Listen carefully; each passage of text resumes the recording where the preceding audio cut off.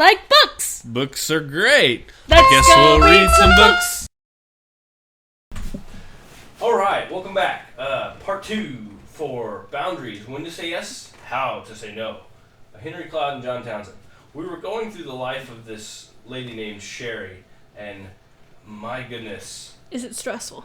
Yeah, I remember the very first time I read this book, Mm-hmm. it was very identifiable. Like, Mm-hmm. I knew exactly how Sherry felt. I was going through it every day. I guess this book worked really well because I don't feel like that anymore. Yeah. So we've come a long way. Mm-hmm. Wow, that's really a testament to what good boundaries can do. Whew. So let's help other people get to that point. Yeah, it's getting real easy to see what she's doing wrong and the excuses that she's making, and even more importantly, it's becoming easier to see what she could be doing right, which is what they're going to spend a lot of time in this book about. But let's finish the narrative here. I Ready? like this narrative, yes. 4:30 p.m. Gene Russell was a competent teacher, one of many in the profession who understood the complex factors beneath a child's problem behavior. The meeting with Todd's teacher began as so many before, minus Walt. Todd's father hadn't been able to get off work, so the two women talked alone. He's not a bad child, Sherry, Mrs. Russell reassured her. Todd's a bright, energetic boy. When he minds, he's one of the most enjoyable kids in the class. Sherry waited for the axe to fall. Just get to the point. I have a problem child, don't I? What's new? I have a problem life to go with it. Sensing Sherry's discomfort, the teacher pressed ahead. The problem is that Todd doesn't respond well to limits. For example, during our task period, when children work on assignments, Todd has great difficulty. He gets up from his desk, pesters other kids, won't stop talking.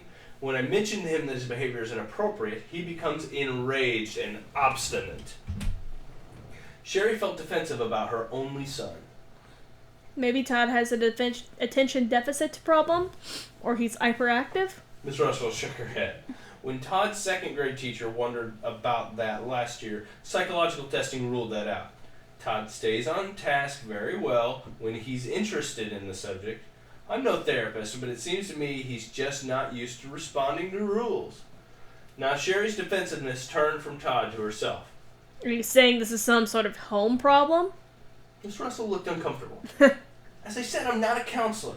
I just know that in third grade, most children resist rules, but Todd is off the scale.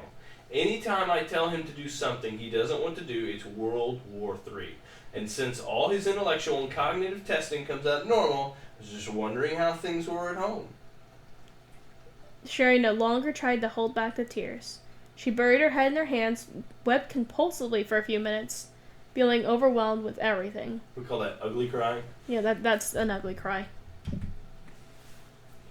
Literally, her crying was saying, I'm sorry. I guess it's just hit on a bad day. Sherry rummaged her purse for a tissue. No, it's more than that. John, I need to be honest with you. Your problems with him are the same as mine. Walt and I have a real struggle making Todd mind at home. When we're playing or talking, Todd is the most wonderful son I could imagine. But any time I have to discipline him, the tantrums are more than I can handle. So I guess I don't have any solutions for you. Jean nodded her head slowly. It really helps me, Sherry, to know that Todd's behavior is a problem at home, too. At least now we can put our heads together on a solution.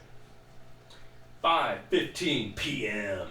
Sherry felt strangely grateful for the afternoon rush hour traffic.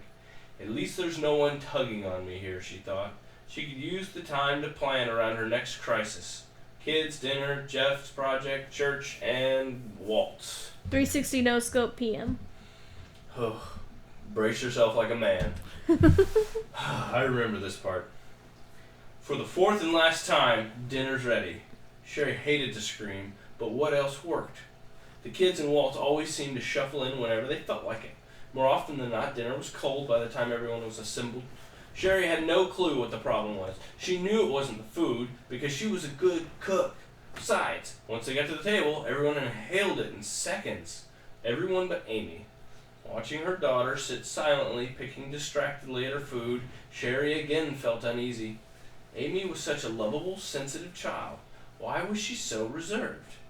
Amy had never been outgoing. She preferred to spend her time reading, painting, or just sitting in her bedroom.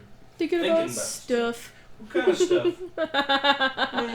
Amy stuff. Amy stuff. Just stuff. The stuff. Oh, that's really that would be the usual reply. Sherry felt shut out of her daughter's life. Her daughter just liked memes. Just stuff. She dreamed of mother-daughter talks, conversations for just us girls, shopping trips. But Amy had a secret place deep inside where no one was ever invited. This unreachable part of her daughter's heart, Sherry ached to touch. 7 p.m. Halfway through dinner, the phone rang. We really need to get an answering machine to handle calls during dinner, Sherry thought. There's precious little time for us to be together as a family anymore. Then, as if on cue, another familiar thought struck her.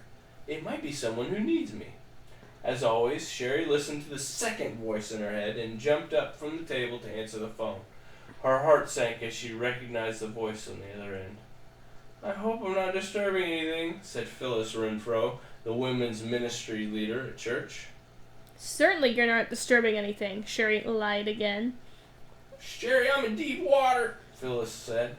Margie was going to be our activities coordinator at the retreat, and now she's canceled. Something about priorities at home. Anyway, can you pitch in? She's not a prepubescent boy. A retreat. Sherry had almost forgotten that the annual gathering of church women was this weekend. She had actually been looking forward to leaving the kids and Walt behind and strolling around the beautiful mountainous area, lucky dog, for 2 days. Just herself and the Lord. In fact, the possibility of solitude felt better to her than any of the planned grouped activities. Taking on Marty's activities coordinator position would mean giving up her precious alone time. No, it wouldn't work. Sherry would just have to say... Automatically, the second thought pattern intervened. What a privilege to serve God and these women, Sherry. By giving up a little portion of your life, by letting go of your selfishness, you can make a big difference in some lives. Think it over. Sherry didn't have to think it over. She'd learned to respond unquestioningly to this familiar voice, just as she responded to her mother's and Phyllis's and maybe God's too. Whoever it belonged to, it was just too strong to be ignored. Habit won out. I'll be happy to help, Sherry told Phyllis. Just send me whatever Marty's done and I'll get working on it. Phyllis sighed, audibly relieved. Sherry, I know it's a sacrifice. Myself, I have to do it several times every day. But that's the abundant Christian life, isn't it? Being living sacrifices. Ha ha! If you say so, thought Sherry. I do! I don't know why you talk like this, Sherry. I think you might need a speech therapist. But she couldn't help wondering what the abundant part would come in. What's the part with Walt? That's the part that hit me the hardest. Might be next... Well, the day's almost over. We're almost hitting midnight. 7:45 p.m. Dinner finally finished. Sherry watched Walt position himself in front of the TV for the football game. What kind of game is playing at 8 p.m. on a weekday? Anywho, Todd reached for the phone, asking if his friends could come over and play. Amy slipped unobserved into her room. The dishes stayed on the table. The family hadn't quite gotten the hang of helping clean up yet. But maybe the kids were still a little young for that. Sherry started clearing the dishes from the table. I remember this game. We all were supposed to pitch in, helping out at my mom's when I was young, like middle schoolish. And oh my goodness, I would disappear into the basement. I would like hide and seek style disappear because I did not want to help clean up the dishes, even though it takes 10 minutes. I don't know what my deal was. 10 minutes? That's impressive considering there were 6 kids. Well, that's what I mean. 6 kids helping out with the dishes to get done in 10 minutes. Dinner finally finished. Sherry watched Walt position himself. Oh, we already did this. Yeah, 11:30. Dishes stayed on the table. Family hadn't quite got the hang. But maybe the kids were still a little young for that. Nonsense. If your kids are old enough to walk, they're old enough to pick stuff up and put it in a container. Mm-hmm. Sherry started clearing the dishes from the table. 11:30 p.m. Oh, goodness, that's late. Years ago, Sherry could have cleaned up after dinner, gotten the kids to bed on time, and performed Jeff's handed-off project with ease. A cup of coffee after dinner, and the adrenaline rush that accompanied crises and deadlines galvanized Sherry into superhuman feats of productivity. She wasn't called Super Sherry for nothing, but it was becoming noticeably harder these days. Stress didn't work like it used to. More and more, she was having trouble concentrating, forgetting dates and deadlines, and not even caring a great deal about it all. At any rate, by sheer willpower, she had completed most of her tasks. Maybe Jeff's project had suffered a little in quality, but she felt too resentful to feel bad. But I did say yes to Jeff, Sherry thought. It's not his fault, or it's mine. Why couldn't I tell him how unfair it was for him to lay this on me? No time for that now. She had to get on with a real task for the evening, her talk with Walt.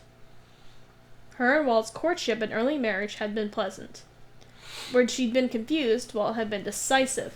When she felt insecure, he felt strong. Not... Turning the page. Yes. Not that Sherry wasn't contributing to the marriage. She saw Walt's lack of emotional connectedness, and she had taken it upon herself the job of providing the warmth and love the relationship lacked. Got us pulled together a good team, she would tell herself. Walt has the leadership and I have the love. This would help her get over the lonely times when she couldn't seem to understand her hurt feelings. But over the years, Sherry noted a shift in the relationship. It started off subtly, then became more pronounced. She could hear it in a sarcastic tone when she had a complaint. She saw it in the lack of respect in his eyes when she tried to tell him about her need for more support from him. She felt it in his increasingly insistent demands for her to do things his way. And the temper. Maybe it was job stress or having kids. Whatever it was, Sherry never dreamed she could ever hear the cutting, angry words she heard from the lips of the man she'd marry. She didn't have to cross him much at all to be subjected to the anger. Burnt toast, a checking overdraft, or forgetting to gas up the car. Any of that seemed to be enough. Ooh, this whole section hurts. Yeah, this whole section hits close. Because there's two kinds of people. There's the ones with poor boundaries, and then there's the ones that run over other people's boundaries.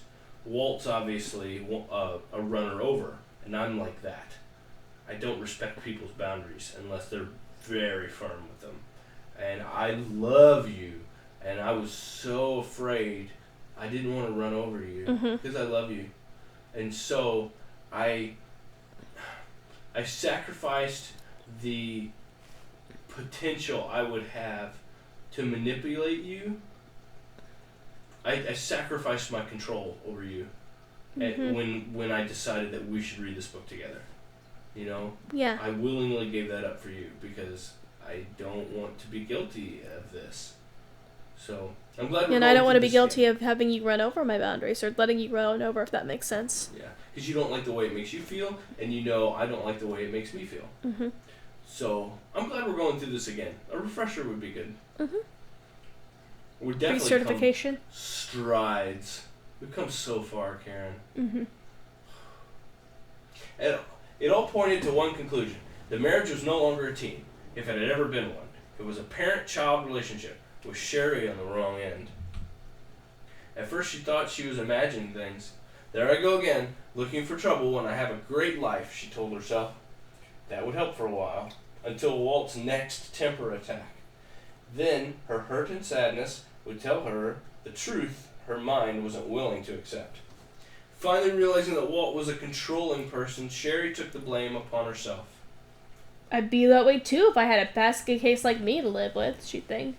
I'm the reason he gets so critical and frustrated. These conclusions led Sherry to a solution she had practiced for years. Loving Walt out of his anger. Okay. You laugh. It's something people... It's easy to fall into. Does it work? No. Okay, that's why I laugh. This remedy went something like this. First, Sherry learned to read Walt's emotions by watching his temper, body language, and speech. She became exquisitely aware of his moods, and especially sensitive to things that could set him off. Lateness, disagreements, and her own anger. As long as she was quiet and agreeable, things went well. But let her preferences raise their ugly heads and she risked getting her head lopped off. Sherry learned to read Walt well and quickly.